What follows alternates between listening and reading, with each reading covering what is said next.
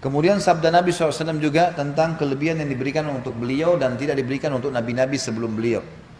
Fuddiltu, hadis ini diriwayatkan oleh Imam Muslim dan Imam Tirmidzi. Fuddiltu alal anbiya'i bisittin, u'titu jawami al-kalimi, wa nusirtu birru'ab, wa uhillat liyal ghanaimu, wa ju'ilat liyal ardu masjidan wa tahura, wa ursiltu ilal khalqi kafa, wa khutima biyan nabiyyun.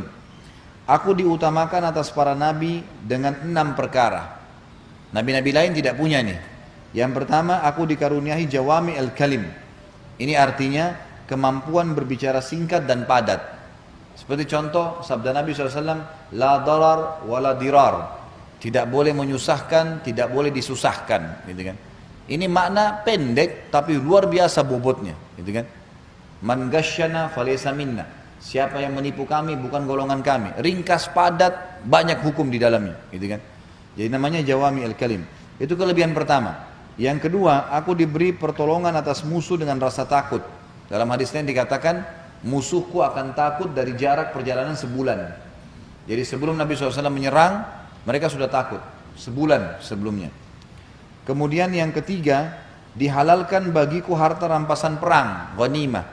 Kalau di zaman dulu nabi-nabi sebelum Nabi Muhammad SAW, kalau mereka menang di kancah peperangan, pedangnya, perisainya, harta rampasan perang dari musuh dikumpulin di satu tempat, lalu nabinya berdoa, Allah turunkan petir dari langit dibakar, terbakar. Tapi di zaman Nabi SAW tidak. Ghanimah jadi halal buat mujahidin. Yang keempat, bumi ini dijadikan masjid dan suci bagiku.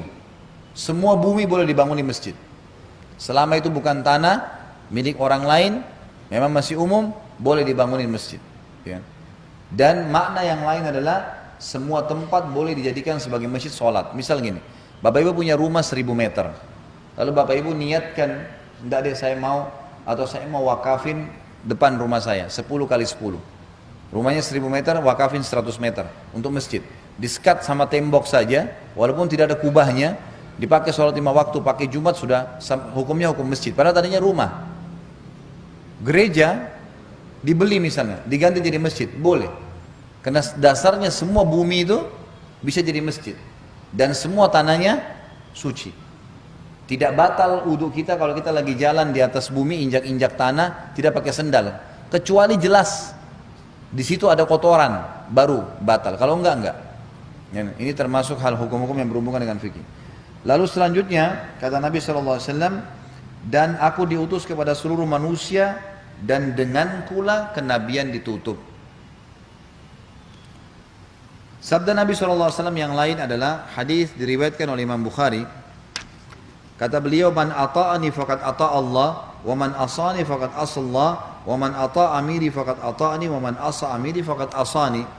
Barang siapa yang taat kepadaku berarti ia taat kepada Allah, dan barang siapa yang durhaka kepadaku maka berarti dia durhaka kepada Allah. Dan barang siapa yang taat kepada pemimpin pilihanku, ini termasuk kata sebagian ulama hadis adalah Abu Bakar yang dipilih oleh Nabi SAW ditunjuk jadi imam, maka ia telah berarti taat kepadaku. Dan barang siapa yang durhaka kepada pemimpin, ya, yang pilihanku, maka ia telah durhaka kepadaku. Jadi saksi bahasan sini Nabi SAW mengunjuk dirinya sebagai Nabi.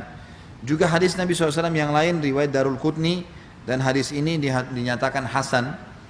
Kata beliau SAW, innal jannata hurrimat alal anbiya'i kullihim hatta adkhulaha, wa hurrimat alal umami hatta tadkhulaha ummati. Sesungguhnya surga diharamkan atas seluruh nabi sehingga aku memasukinya, dan diharamkan pula atas seluruh umat sebelum umatku memasukinya. Tinggal 2 buah hadis saja. Di sini hadis yang selanjutnya riwayat Tirmidzi, Ibnu Majah dan Imam Ahmad.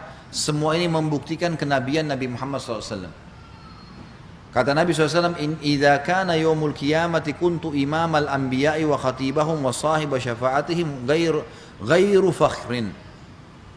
Pada hari kiamat nanti pastikan akulah pemimpin para nabi, juru bicara mereka, dan pemberi syafaat, pertolongan kepada mereka. Perkataanku ini bukan suatu kesombongan. Nabi SAW merendah, gitu kan?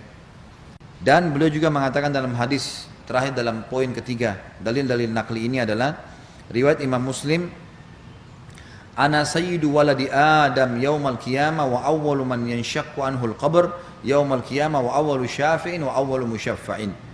Aku adalah pemimpin anak cucu Adam manusia pada hari kiamat kelak.